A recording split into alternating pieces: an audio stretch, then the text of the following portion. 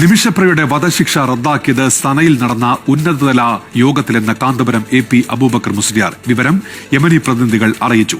ഷെയ്ഖ് ഹബീബ് ഉമർ ഹബീബിന്റെ ഇടപെടലാണ് കുടുംബവുമായി സംസാരിക്കാൻ അവസരമൊരുങ്ങിയത്. ഇതുമായി ബന്ധപ്പെട്ട എല്ലാ നടപടികളും പ്രധാനമന്ത്രിയുടെയും വിദേശകാര്യമന്ത്രിയുടെയും ഓഫീസിനെ അറിയിച്ചിരുന്നുവെന്നും കാന്തപുരം AP അബൂബക്കർ മുസ്ലിയാർ ഓൺലൈൻ പോർട്ടലിൽ നൽകിയ അഭിമുഖത്തിൽ പറഞ്ഞു. സമീർ സി മുഹമ്മദ് ഇപ്പോൾ വിവരങ്ങളുമായി കോഴിക്കോട് നിന്ന് ചേരുന്നുണ്ട്. സമീർ, അദ്ദേഹം എന്തൊക്കെ കാര്യങ്ങൾ വ്യക്തമാക്കുന്നുണ്ട്? സമീർ.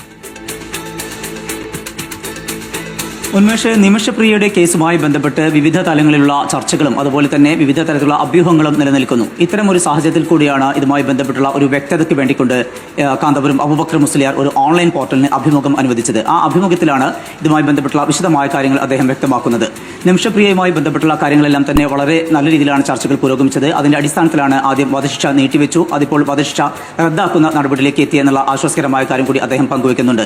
അതിന് ഏറ്റവും പ്രധാനപ്പെട്ട ഒരു കാര്യമുള്ളത് യമനിലുള്ള സൂഫി വര്യനുമായി അദ്ദേഹത്തിനുള്ള അടുപ്പമാണ്. ആ അടുപ്പത്തിന്റെ അടിസ്ഥാനത്തിൽ ഈ കുടുംബവുമായും അതുപോലെ തന്നെ ഉന്നത ഉദ്യോഗസ്ഥർ ഉൾപ്പെടെയുള്ളവരുമായും കൂടിയിരുത്തിക്കൊണ്ട് എല്ലാവരും കൂടെ ഒരുമിച്ചെത്തിക്കൊണ്ട് ഒരു വിശദമായിട്ടുള്ള ചർച്ച നടത്തി. ആ ചർച്ചക്കൊടുവിലാണ് ഈ കുടുംബം ആദ്യഘട്ടത്തിലൊക്കെ എതിർത്തിരുന്ന കുടുംബം പിന്നീട് വധശിക്ഷ റദ്ദാക്കാൻ അനുമതി നൽകി.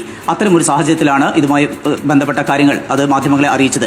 അതുകൊണ്ട് തന്നെ വധശിക്ഷ റദ്ദായി എന്നുള്ളത് ആധികാരികമായി തന്നെ പറയാൻ കഴിയും എന്ന കാര്യം അദ്ദേഹം വ്യക്തമാക്കുന്നുണ്ട്.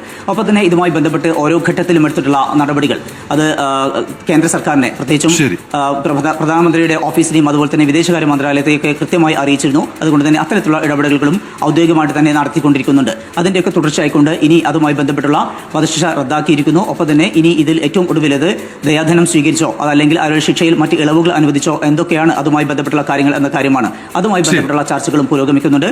വൈകാതെ തന്നെ സുഖകരമായ കൂടുതൽ വാർത്തകൾ അവിടുന്ന് ലഭിക്കും എന്നാണ് യമനി പ്രതിനിധികളിൽ നിന്ന് തനിക്ക് ലഭ്യമായ വിവരം എന്നാണ് കാന്തപുരം അബൂബക്കർ മുസ്ലിയാർ വ്യക്തമാക്കുന്നത്. ഒപ്പം തന്നെ ഇപ്പോൾ കോഴിക്കോട് എന്ന വാർത്തയുടെ വിശദാംശങ്ങൾ നൽകിയത്.